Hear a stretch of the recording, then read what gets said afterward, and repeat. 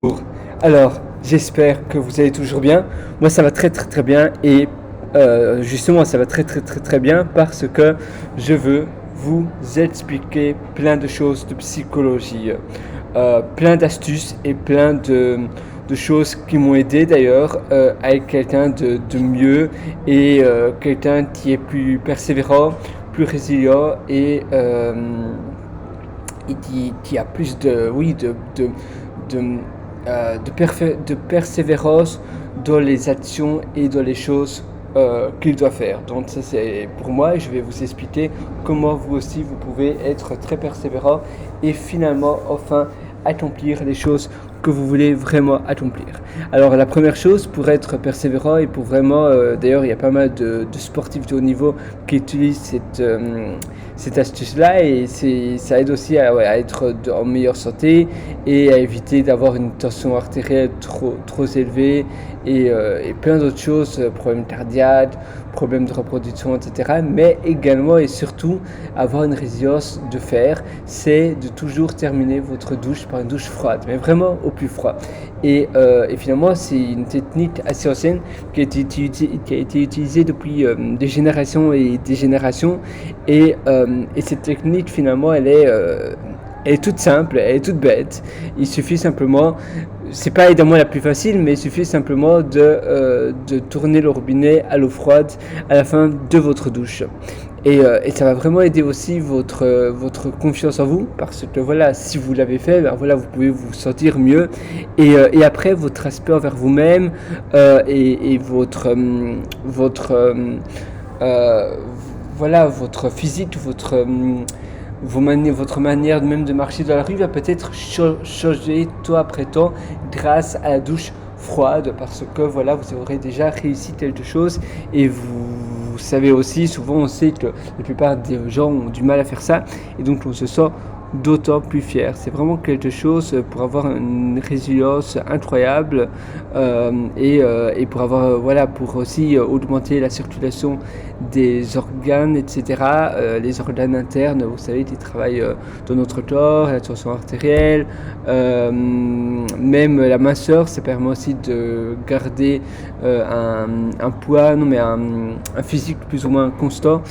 Ça vous permet aussi de vous rajeunir, ça permet d'avoir une plus belle peau, etc. Bref, il y a tellement de choses qui sont qui sont bénéfiques en prenant une douche froide.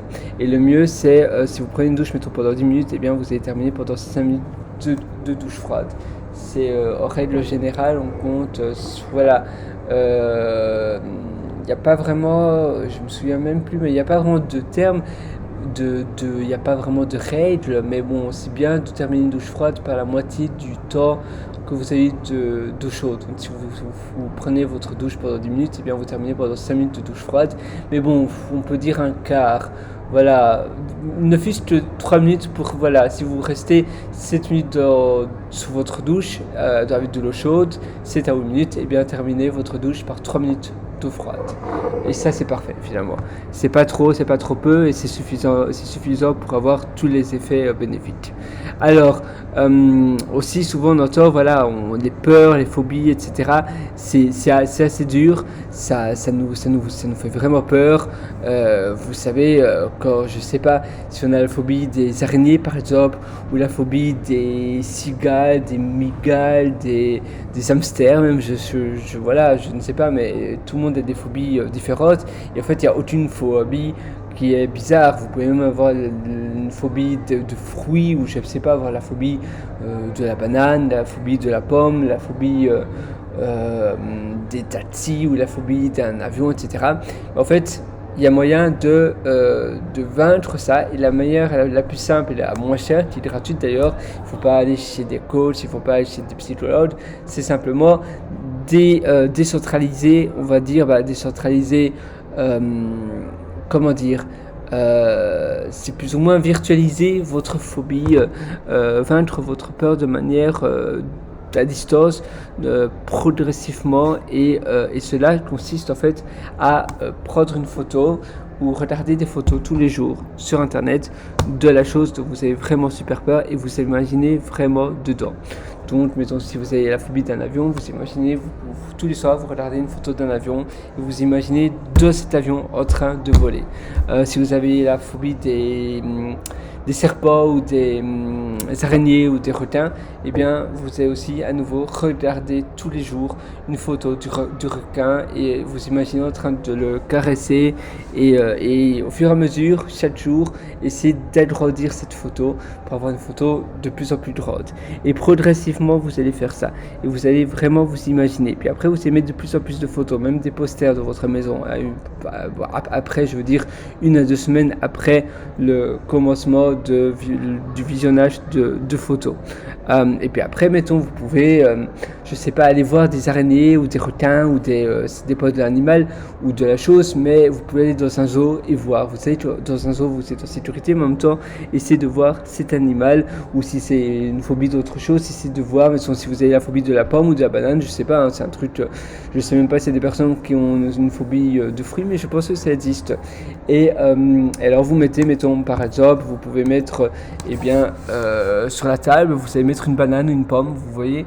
Et attends, la table elle est là, pardon, là c'était le sol avant la table. Vous allez déposer une pomme ou une banane et tous les jours vous allez voir cette pomme et cette banane sur la table de votre cuisine par exemple ou la table de votre salon. Et ça va vous aider à vous approprier, voir que finalement il se passe rien.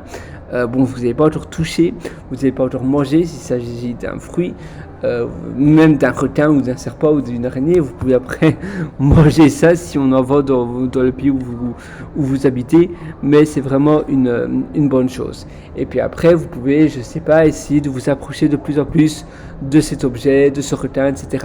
et voir qu'il se passe vraiment rien. Si c'est une araignée, vous pouvez, imaginons, mettre une petite araignée dans un verre par exemple, et un verre retourné, c'est un peu comme une cage transparente et vous savez que cette araignée ne sait pas sortir du verre, mais vous pouvez l'observer, vous pouvez toucher même le verre et vous savez que cette araignée ne sait pas vous toucher vu qu'elle est dans le verre, donc c'est un verre renversé, transparent et en même temps ça vous permet de vaincre de plus en plus votre phobie. Et puis après la dernière étape, c'est 3-4 mois après, c'est finalement demander à quelqu'un de mettre la chose où vous avez la phobie, je sais pas, la banane, si c'est une banane, la pomme, si c'est une pomme sur votre épaule, si c'est une araignée, si c'est un requin, ce sera un peu plus dur évidemment, mais il y a un avion, là évidemment ce sera aller à l'aéroport. Ah oui, pardon, si c'est un avion par exemple, vous allez d'abord aller à l'aéroport, ça c'est à la fin des étapes, visionnez tous les jours, pas tous les jours, mais quand vous avez le temps d'aller à l'aéroport, donc on va dire, si vous avez un aéroport pas très loin de chez vous savez aller à l'aéroport, sinon l'accès à l'aéroport est gratuit, donc vous pouvez aller une fois par semaine, ça c'est de préférence, sinon vous n'allez jamais en sortir. Et regardez les vidéos, vous imaginez vraiment dans cet avion que tout se passe bien, vous devez vraiment vous imaginer que dans l'avion tout se passe bien, que tout va bien. Et puis après finalement ça sera un billet d'avion. Et voilà, tadam, vous aurez plus ou moins, oui, vous aurez vaincu votre phobie et je vous en félicite déjà à l'avance. Alors, autre chose, c'est la visualisation. La visualisation, c'est très important. Et visualiser ce que l'on veut devenir, visualiser soi-même avec le succès et la réussite, etc. Et tous les jours, vous allez pratiquer de la visualisation. Vous savez que les sportifs de haut niveau pratiquent énormément la visualisation de eux en gagnant, mettons, le match de tennis, de foot, etc. C'est souvent des sports solo. Le foot, c'est une équipe, donc c'est encore différent. Mais le match de tennis, de badminton, je ne sais pas, de n'importe quel sport, de natation. Et puis après, eux, avec le trophée comme ça, et la fierté et les sensations, l'odeur, la foule qui crie, qui vous félicite, etc. Et c'est très important de visualiser tout ça comme si vous y étiez vraiment. Et oui, les self-affirmation, donc les affirmations positives à haute voix, c'est aussi très très très important. Donc pendant la visualisation, vous pouvez aussi pratiquer les affirmations à haute voix. Ça va vraiment vous permettre de vous hausser. Alors la posture aussi, et d'ailleurs quand vous faites ces affirmations et quand vous visualisez, il y a vraiment une posture bien droite, bien confiante de vous-même et vraiment les épaules bien droites et vraiment une fierté et souriez. Et ça d'ailleurs, vous ne devez pas seulement le faire quand vous faites l'exercice de la visualisation et des affirmations à haute voix, des affirmations positives à haute voix. Là, pardon, mais vous devez aussi continuer à avoir la même posture tout le temps. Quand vous marchez, quand vous communiquez avec les autres, etc., gardez cette même posture. Et vous allez voir, ça va vraiment vous permettre de vraiment vous sentir beaucoup mieux. Mais vraiment, je vous conseille vivement de faire ça. Si vous tenez comme ça tout le temps, en étant triste, etc., ça ne va jamais aller. Soyez fiers et vraiment, c'est très important. Je sais que voilà, si vous n'avez pas très confiance en vous, eh bien, pour vous, voilà, vous ne méritez jamais les autres choses. Pour vous, vous avez une qualité médiocre, vous valez rien. Et du coup, pour avoir une meilleure confiance en soi, c'est important que vous travaillez sur votre posture, etc. Et si, mettons, vous n'avez pas trop de confiance en vous parce que, mettons, on va dire, imaginons dans le milieu de votre travail, c'est peut-être parce que vous avez un manque de connaissances. Donc peut-être que vous vous formez tous les jours sur quelque chose dont vos collègues savent mieux que vous, et bien pour rattraper le décalage entre les connaissances de vos collègues et vous qui est là, et bien vous allez apprendre tous les jours, et donc au fur et à mesure vous allez vous hausser et savoir davantage va aussi augmenter votre confiance en vous. Vous allez voir, je vous le garantis, c'est vraiment important. Et enfin, vous pouvez aussi, oui d'ailleurs pour la confiance en soi, c'est important aussi d'avoir une pause. Je parlais des visualisations, des sportifs, etc. Avoir une pause de quelqu'un ayant de victoire. Vous savez, imaginez, vous imaginez un sportif en train de faire, d'ailleurs les sportifs, les cyclistes de haut niveau aussi pratiquent énormément les visualisations, et mettons les cyclistes qui doivent faire le Tour de France, eh bien ils vont aussi à la voix se mettre dans des postures de victoire, victory posture comme on appelle, et vraiment rien que vous mettre dans des postures de victoire, de gagnant, ça vous met dans une émotion et dans une humeur positive. Donc vraiment, faites vraiment ça, c'est très important. Le rire aussi, vous pouvez rire. Et vous savez d'ailleurs, je ne sais pas si vous habitez dans une grande ville, mais renseignez-vous parce que normalement, dans pas mal de villes, il y a la journée du rire aussi. Et c'est bien sûr gratuit, vous allez souvent dans une place de moyenne taille et tout le monde rit. Et c'est vraiment une ambiance incroyable. J'avais été à Bruxelles, c'était au Mont des Arts à Bruxelles il y a quelques années de cela, et c'était vraiment génial. Il y avait la personne qui organisait ça a aussi des sessions de rire. Et d'ailleurs souvent il propose des sessions, ce sont des sessions de groupe de rire, parce que le rire a aussi l'effet contagieux, donc si d'autres personnes rient, c'est plus facile pour vous de rire, et alors on rit comme ça. Et rien que le fait de rire, vous allez être positif, vous allez être dans une humeur bien plus positive, parce que pour le cerveau c'est impossible d'être en même temps triste et en même temps content, en même temps heureux. Soit l'un, soit l'autre. C'est un peu comme les pensées, on ne sait pas penser à deux choses exactement au même moment. Et bien, pour l'humeur, c'est pareil. Donc, quand vous riez, vous ne savez pas être triste. Directement après ou directement avant, oui, mais pas pendant que vous riez, pendant que vous ayez de la joie en vous. Et le rire, c'est vraiment important. On peut aussi se dire, oui, mais bon, rire, si c'est stimuler du rire, si c'est artificiel, c'est vrai qu'en Europe de l'Ouest, on n'est pas très, on n'a pas encore cette habitude de rire comme ça, de s'exprimer. Mais si on dit, mais voilà, pour toi, faker, non, mais pour toi, reproduire un rire qui est faux. Mais en fait, c'est très important pour votre humeur, mais vraiment. D'ailleurs, la phrase qui dit fake it till you make it, donc comment dire en français, vous allez oula, je perds complètement mon français, moi, ça devient vraiment, j'ai l'impression d'avoir l'Alzheimer, parce que fake, ah oui, j'ai même pas internet, ça commence bien, c'est faux, donc fausser, juste que le faire. Bon, c'est une traduction vraiment médiocre. Je suis fatigué, il est 1h35 du matin, je sais, je devrais aller au lit. Et d'ailleurs, voilà, vous voyez, tout le monde fait, voilà, nul n'est parfait. Mais je voulais vraiment faire cette vidéo pour vous aider. C'est vraiment quelque chose qui me tenait à cœur et c'est un peu ma thérapie pour mieux dormir le soir. Donc voilà, je me confie un peu à vous. Mais voilà, donc fake it till you make it, ça permet, voilà, vous allez manufacturer un caractère, vous allez fausser un caractère pour finalement tordre vers ça. Donc vous n'avez pas envie de rire, mais si vous riez, eh bien vous allez être de meilleure humeur. Non, vous allez être d'une émotion plus positive, et ça vous permettra voilà, d'être plus joyeux et d'être bien mieux, d'être vraiment dans le cadre, dans l'environnement voulu. C'est vraiment important. Alors, la mémoire sélective. Oui, la mémoire sélective, c'est aussi garder seulement le meilleur en tête et pas ce qui est négatif. Mettons, s'il y a de l'orage, s'il pleut, s'il fait pas très beau, eh bien, vous allez éliminer ça et vous allez voir le positif. Et ça, c'est la mémoire sélective. À quoi ça sert de garder des choses qui vous rendent malade, qui vous rendent pas très bien? Non. Pensez au bon moment, pensez au moment excellent que vous avez passé. Vous n'avez qu'une seule vie, pourquoi tout le temps se torturer l'esprit avec des choses négatives? Non, non, non, vous ne méritez vraiment pas ça, vraiment. Et là, je suis vraiment à 3000% sincère avec vous, et je suis d'ailleurs tout le temps sincère avec vous, mais ici, c'est vraiment quelque chose d'ultra important. Voilà, c'est bien d'essayer de pas penser aux choses négatives, aux mauvaises choses, aux mauvaises news, etc. Évidemment, on ne parle pas de choses tristes du passé, etc. Voilà, mais c'est important surtout parce que souvent on pense toujours aux choses négatives, on est très pessimiste, etc. Mais non, pensez aux belles choses.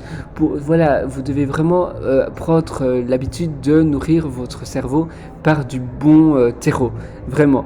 Ça viendrait à personne de nourrir ses plantes avec de l'urine. Non, on va arroser nos plantes avec de la bonne eau, du bon terreau, etc. Eh bien, vous devez faire pareil pour votre cerveau. C'est vraiment important. Et d'ailleurs, je vous conseille aussi d'entretenir un journal du succès, un journal de gratitude. Vous mettez des choses, toutes les choses que vous avez adoré dans votre vie, les choses, même les personnes qui vous ont donné qui vous ont fait du bien et qui vous ont donné des bons moments, etc. Et tout ça, vraiment écrivez. Et tous les matins, vous pouvez avoir un journal et vous pensez à toutes les belles choses que vous avez eues ou fait la veille. C'est vraiment quelque chose un peu thérapeutique. Vous pouvez faire ça avec du thé, un peu de la musique classique en même temps, et ça va vraiment, ça pourra même faire partie de votre routine du matin pendant votre petit déjeuner, par exemple. Et si vous êtes seul, par exemple, et vous écrivez, ou bien même en couple, et alors l'autre, votre conjointe, etc., fait la même chose. Et ça va d'ailleurs être beaucoup plus motivant parce que vous ne serez pas la seule personne à entretenir un journal de gratitude. Parlez-en avec votre moitié et vous allez voir, vous allez faire ça ensemble, et c'est d'ailleurs d'autant mieux. Parfois on se donne des excuses, on se dit mais non, mais je suis pas seul, je peux pas faire ça. Et tout est possible, et même en vie de famille, si vous avez des enfants, etc., souvent c'est triste, mais on trouve toujours l'excuse par rapport à un élément extérieur pour pas avoir mauvaise conscience. C'est tout à fait normal de réagir comme ça, mais il y a toujours un moyen, il y a toujours une manière de trouver une solution. Vraiment, je vous le garantis, toujours.